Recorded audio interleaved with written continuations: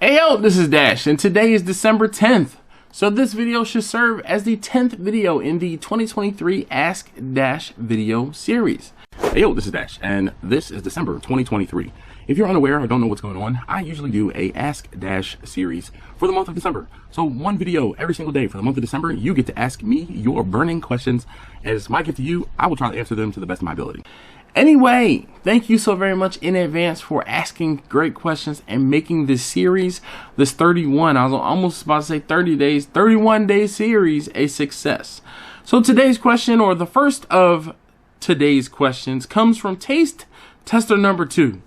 While I was doing the live stream and I was asking folks questions, he happened to walk past the room and I said, hey, do you have a question to ask me for the Ask Dash series? And he stopped and he paused and he turned back at me and he said, would I stop doing barbecue? And if so, what point? That is a fantastic question. It's like, you know, how do you know when you're ready to stop? How do you know when you're ready to retire? And I think it would be one of those things where I won't say if I've done it all and you know, someone says, all right, you know what, we're looking at the best brisket in the country and you have the best brisket in the country, or you have the best YouTube country and a YouTube channel in the country. I think it'll be a physical thing.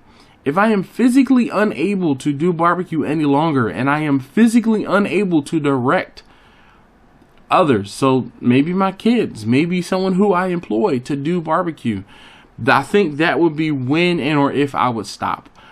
As long as I have the ability mentally and physically to keep doing barbecue, I think I probably would keep on pushing on. Barbecue hurts. I don't know. Can somebody comment down below? Barbecue is not pain-free. Barbecue is not without its ills. I've cut fingers, I've burnt hands, I've burnt fingers, I've burnt arms, I've burnt lots of different things. Bumps and bruises and burns in barbecue are a given. It's not a matter of if, but a when. Also, lifting up lots of heavy meat, standing for long periods of time, bending for long periods of time, stretching over fires, doing all of those things that no one tells you as you get older, that is gonna hurt, okay? I'm gonna be completely honest with you, and I know some of you guys are probably cracking up and laughing and like, damn it, I agree. So comment down below if you agree. And the thing that hurts the most after a long cook, for me, it's my back. My back is always toast after a long cook. After I did that cook for Thanksgiving, I cooked. Now, mind you, I was up for a day and a half cooking straight. I woke up on Wednesday morning at 4 a.m.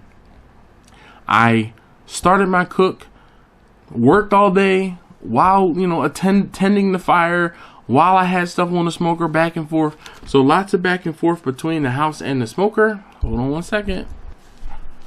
Where was I?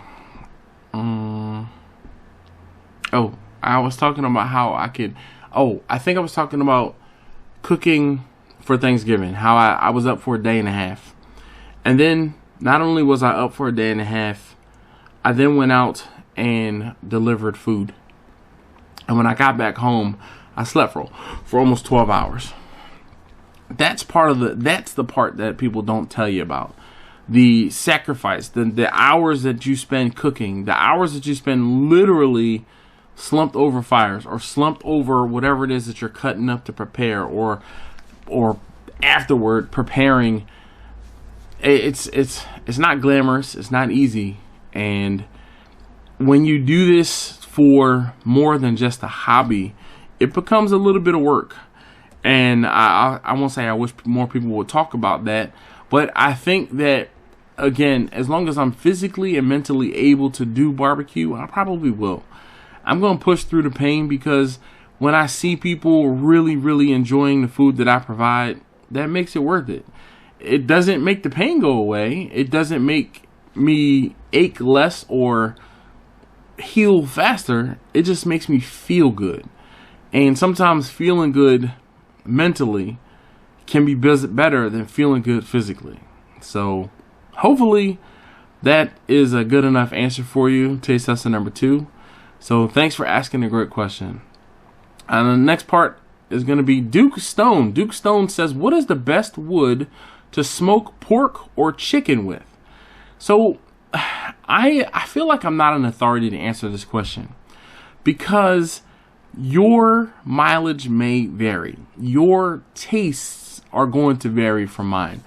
I know what my preference is. My preference is using an oak, some sort of oak, and some sort of fruit wood. And when I say fruit wood, I'm usually speaking to apple woods or cherry, not necessarily like the fruit bearing cherry, but the cherry as in like the cherry blossom type trees.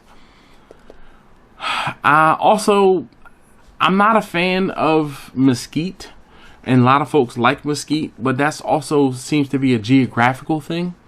When and or if you have, or whatever it is that you have readily available, might be what you are drawn to because that's what you know.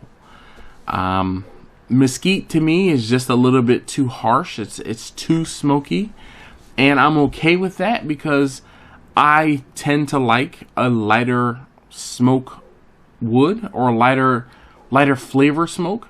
So the oaks, the fruit woods are definitely lighter. And then speaking to Victor is, I won't say always, talking about alderwood. And I have used alderwood once or twice.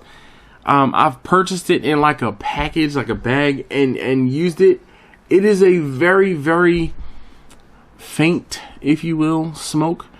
And he uses it, if I'm not mistaken or misspoken, a lot for cooking or for use when smoking salmon, because it has a lighter smoke flavor and it doesn't overpower whatever it is, whatever flavor you get from whatever meat you are cooking.